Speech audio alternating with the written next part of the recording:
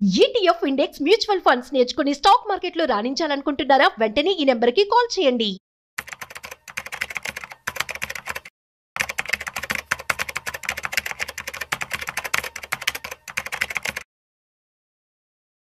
రీసెంట్‌గా నేను ఒక ఆర్టికల్ చదివాను. అందులో ఏంటి అంటే 7 సంవత్సరాల పాటు నిర్విరామంగా సిప్‌లో ఇన్వెస్ట్‌మెంట్ చేశారట. చేసిన తర్వాత అనుకున్నటువంటి రిటర్న్స్ రాలేదంట. సో తను ఏం చెప్తున్నారంటే ఎనలిస్టులు అదేవిధంగా సర్టిఫైడ్ ప్లానర్స్ ఉంటారు కదా, వారి మాటలు విని పెట్టుబడి పెట్టాను. దీని బదులు నేను కనుక ఒక ల్యాండ్‌లో పెట్టుబడి పెట్టుంటే నాకు చాలా డబ్బులు వచ్చాయని చెప్పి తను వాపోతూ ఉన్నారు. ఈ ఆర్టికల్ పబ్లిష్ కూడా అయింది, మీరు చూడొచ్చు. సో దీన్ని నిజంగా మనం ఎవరైతే ప్లానర్స్ చెప్పారో వారి మాటలు విని మోసపోయారని చెప్పి అనుకోవచ్చా? అసలు దీన్ని మనం ఎలా తీసుకోవచ్చు? దీనికి సంబంధించి పూర్తి సమాచారం ఇవాళ మనతో ఉన్నారు సర్టిఫైడ్ ఫైనాన్షియల్ ప్లానర్ మాధవిరెడ్డి గారు. సో వారి మాటల్లో అడిగి తెలుసుకునే ప్రయత్నం చేద్దాం. సో హాయ్, హలో, నమస్తే, వెల్కమ్ టు సుమన్ టీవీ. నేను మీ Rajiv Pasupuleti. So let's start. Hi ma'am, నమస్తే. నమస్తే అండి. మ్యామ్, రీసెంట్ గా సో మీ మీద అలిగేషన్ చేస్తున్నారు. మీ మీద in the sense certified planners మీద. సో దీన్ని మనం ఎలా తీసుకోవచ్చు ఏంటి? అండి, అంటే వాళ్ళు చెప్పేది మనం ఒక ఎగ్జాంపుల్ తో నేను క్యాలిక్యులేషన్స్ తో చెప్తానండి. సో అప్పుడైతే ఏంటంటే సో చాలా మంది ఎమోషనల్ గా వెళ్ళిపోతూ ఉన్నారు. సో క్యాలిక్యులేషన్స్ తో చెప్తే నిజంగా వాళ్ళు చేసిన అలిగేషన్స్, ఇప్పుడు ఆయన అలిగేషన్స్ ఏంటంటే ఎవ్రీ మంత్ 13,000 పెట్టాను, 7 years వరకు పెట్టాను, నా ఇన్వెస్ట్మెంట్ అమౌంట్ 11 లక్షలు. సో 7 సంవత్సరాల తర్వాత చూసుకుంటే అది 16 లక్షలే అయ్యింది. 5 లక్షలు వచ్చింది కదా. బట్ ఆయన CAGR అయితే 7 to 8% వచ్చింది. ఇదే 11 లక్షలు గాని నేను ల్యాండ్ లో గాని పెట్టుకుంటే 7 years కి డబుల్ అయ్యేది, లేదు అంటే ట్రిపుల్ కూడా అయ్యేది. ఎక్స్పెక్టేషన్స్ అనమాట. డబుల్ అంటే ఏంటి? 11 లక్షలు కాస్త 22 లక్షలు అయ్యేవి, ఇక్కడేమో 11 లక్షలు 16 లక్షలే అయ్యాయి, ట్రిపుల్ కూడా అయ్యేది అని చెప్పి ఆయన he felt like cheated.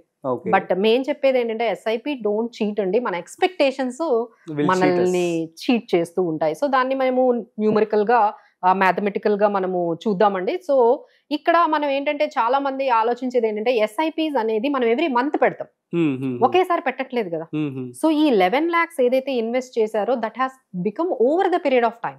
So ఈ 11 లక్షలు 16 లక్షలే అయ్యాయి అని అందుకని నాకు 7-8% వచ్చింది అనేది రాంగ్ అండి. దీన్ని మేము రిటర్న్స్ గా చూసుకుంటే మనం CAGR అనేది వాడకూడదు. మనకి ఎక్కువగా యాప్స్ లో ఏం చూపిస్తారు? CAGR అని చూపిస్తారు, మీకు ఎంత వచ్చింది అనేది. కానీ SIPs కి ఏంటంటే XIRR చూడాలి. ఎందుకంటే లంసం పెట్టలేదు కదా, మీరు ఎవ్రీ మంత్ పెట్టుకుంటూ వచ్చారు కదా, ఒకేసారి ఎక్కడ పెట్టారు? సో ఇలా చేసుకుంటే XIRR 11% వస్తుంది. సో ఫస్ట్ అది మీరు గమనించాలి. CAGR ని తీసుకొని అంతే రిటర్న్ వచ్చిందని మీరు బాధపడడం తప్పు కాదు. అదే మీరు ల్యాండ్ లో పెడితే నెలకి 13,000 పెడితే వర్కౌట్ అవుతుందండి? అదే కదా, మీరు లంసం పెట్టాలి కదా. ఈ 11 లక్షలు మీరు లంసం పెడితే నిజంగా డబుల్ అవుతుంది అని అనుకోవచ్చు.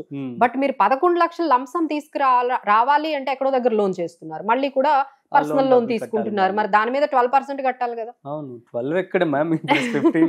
18 ఉంది. సో మీకు ఇక్కడ డబుల్ అవుతుంది అంటే మీకు అక్కడ 11% వస్తుంది, ట్రిపుల్ అవుతుంది అంటే 17% వస్తుంది అనుకుంటే ఈ 12% తీసేస్తే ఇంకా మీకు ఎంత మిగులుతుంది? ఇంకా 5% మిగులుతుంది. సో అది ఎక్కడ లాజిక్? సో అది మీరు గమనించుకోవాలి.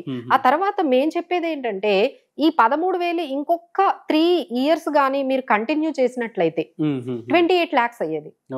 అదే ఇంకా 10 years చేసినట్లయితే దాదాపుగా మీకు 28 lakhs అయ్యేవి. ఎందుకంటే ఎక్స్ట్రా 3 years అంటే 7 years చేస్తే మీకు 16 lakhs వచ్చాయి. మీరు ఇంకొంచెం గానీ కంటిన్యూ చేసి దాన్ని 10 years వరకు ఉంచుకుంటే మీకు 28 lakhs వచ్చేవి. అదే గానీ 15 years గానీ పెట్టుకున్నట్లయితే 1 crore అయ్యేది. సో మరి మీరు కరెక్ట్ గా అది ఎప్పుడైతే కాంపౌండింగ్ అనేది స్టార్ట్ అవుతుందో ఆ టైంలోనే మీరు వదిలేసి వెళ్ళిపోయారు. సో దాని వల్ల మీకు ఏంటంటే యూ ఫెల్ట్ లైక్ చీటెడ్. మీరు కరెక్ట్ 7th year లో వెళ్ళిపోయారు కాబట్టి 7th year తోనే మీరు కంపేర్ చేసుకుంటున్నారు కాబట్టి మీకు అంత పెరిగినట్టుగా అనిపించట్లేదు. ఇంకొక 3 years లేకపోతే ఇంకొక 15 years అంటే 7+7 ఇంకొక 10 years 15 years గాని ఉన్నట్లయితే definitely you can make 1 crore అయ్యేది. బట్ ఏంటంటే అది రన్ స్టార్ట్ అయ్యేటప్పటికే మీరు దాన్ని వదిలేసి వెళ్ళిపోయారు. ఇది ఒకటండి.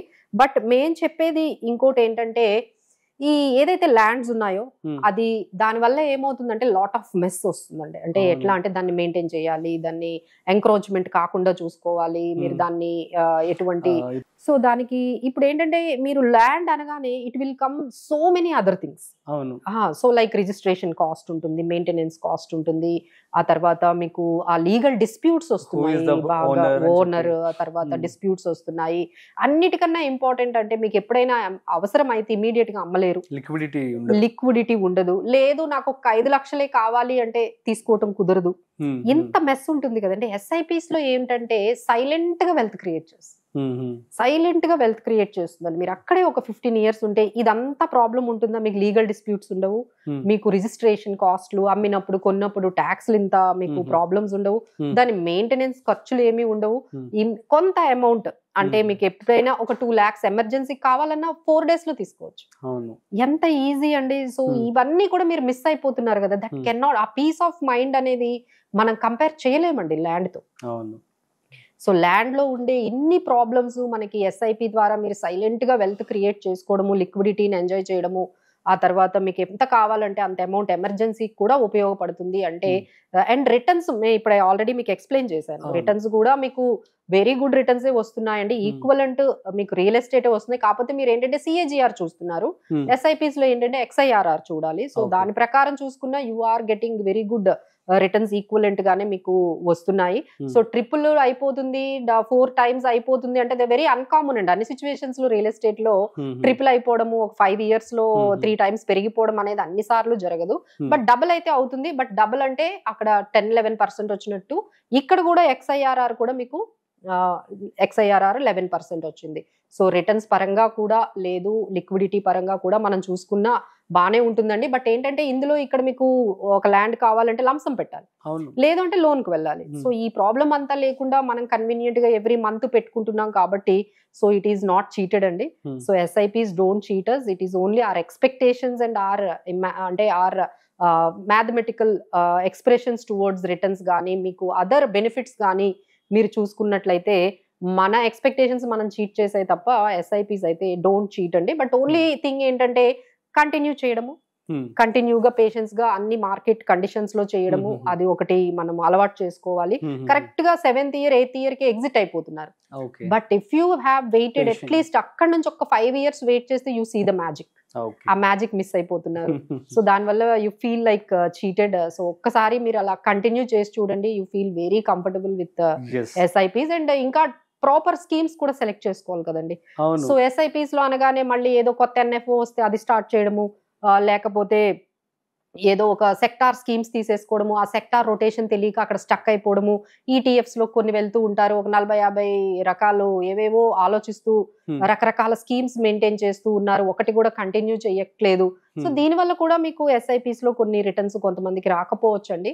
సో ఫైనాన్షియల్ ప్లానర్స్ ద్వారా మా దగ్గరకు వస్తే మేమైతే ప్రాపర్ గా ఎలా మీ రిస్క్ తగ్గట్టు ఎలాంటి స్కీమ్స్ పెట్టుకుంటే బాగుంటుంది, ఎలాంటి మార్కెట్ సిచ్యువేషన్స్ లో అయినా మీకు పోర్ట్ఫోలియోలో బెటర్ రిటర్న్ వచ్చేటట్టుగా మనం ఎలా చేసుకోవాలి అంటే ఓన్లీ రిటర్న్స్ చేసుకుంటూ వెళ్తే రిస్క్ ఎక్కువ ఉంటుందండి. సో రిటర్న్స్ వైపే కాకుండా మనకి ఎలాంటి సిచ్యువేషన్ లో అయినా మనకి ప్రాపర్ గా 12-15% వచ్చేటట్టుగా మనం మేనేజ్ చేసుకున్నట్లయితే definitely it will beat real estate. Super ma'am, thank you so much. So guys మరి అర్థమైంది కదా. సో మరి మీరు తెలివిగా ఇన్వెస్ట్మెంట్ చేసుకుంటూ ఆబ్వియస్లీ మీరు మంచి రిటర్న్స్ చూసేవారు. కానీ ఇక్కడ విషయంలో ఏం జరిగిందంటే తను సిప్తో మీరు ల్యాండ్ ఒకేసారి కొనలేరు కదా. సో అక్కడే లాజిక్ మిస్ అయిపోయిందని చెప్పి మనం అనుకోవచ్చు. మ్యామ్ చాలా చక్కగా వివరించారు. సో మీ అందరికీ అర్థమైందని చెప్పి అనుకుంటున్నాను. ఇంకేమైనా డౌట్స్ కనుక్కున్నట్లయితే ప్లీజ్ కామెంట్ చేయండి, మేము రిప్లై ఇస్తాం. సో మరొక ఇంట్రెస్టింగ్ కామెంట్తో మళ్ళీ కలుద్దాం. అంతవరకు చూస్తూనే ఉండండి Suman TV. This is Rajiv signing off. Video నచ్చినట్లయితే like, share and subscribe. Thanks for watching.